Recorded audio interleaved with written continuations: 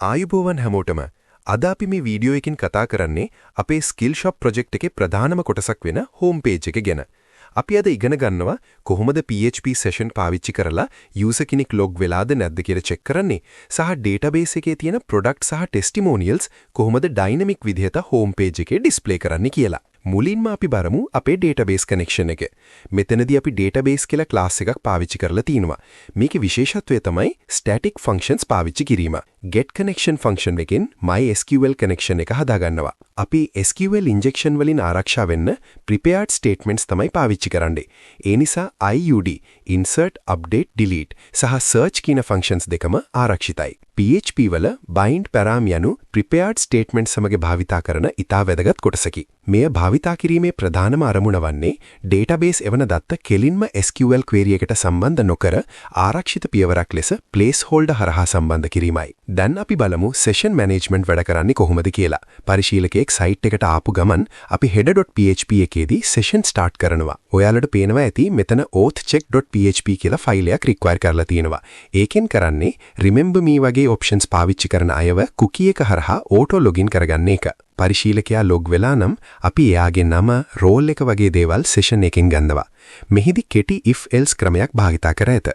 main පරීක්ෂා කරන්නේ අදාළ session variable එක පද්ධතියේ නිර්මාණය වී තිබේද යන්නයි. session එකක් තිබේ නම් එහි ඇති අගයත් නැතිනම් default අගයක් අදාළ variable එකට ලැබෙනු ඇත. මෙමගින් පිටුවේ පහළ කොටස්වලදී $loggedin වැනි සරල variable එකක් භාවිතා කරමින් UI එක වෙනස් කිරීමට පහසුව සැලසේ. දැන් බලන්න header එකේ UI එක වෙනස් වෙන හැටි. user කෙනෙක් log වෙලා නැත්නම් පෙන්නේ sign in සහ join buttons විතරයි. හැබැයි user කෙනෙක් log වුණාම එයාගේ notifications, messages සහ profile drop down එක activate වෙනවා. විශේෂයෙන්ම buyer කෙනෙක්ට විතරයි cart එක සහ watch list heart icon එක පෙන්නේ. seller කෙනෙක්ට ඒක පෙන්නේ නැහැ. මේක කරන්නේ PHP if else condition එකකින්. දැන් අපි යමු වැදගත්ම කොටසට. latest products listing. අපි home.php එකේ මුලින්ම SQL query එකක් ලියනවා product table එකෙන් සහ feedback table එකෙන් දත්ත ගන්න. මෙතනදී අපි join පාවිච්චි කරලා තිනවා seller ගේ නම සහ feedback rating එකේ average එක ගණනය කරන්න. limit 6 දාලා තියෙන්නේ අලුත්ම products 6ක් විතරක් පෙන්වන්න. user විශ්වාසය දිනා ගන්න අපි stats පරිශීලක සංඛ්‍යාව මුළු විකුණුම් පෙන්වනවා. අපි database එකෙන්ම count සහ sum functions පාවිච්චි කරලා real time statistics calculate කරලා තියෙනවා. testimonials කොටසේදී is featured සමානයි එක වෙන feedback විතරක් display කරනවා.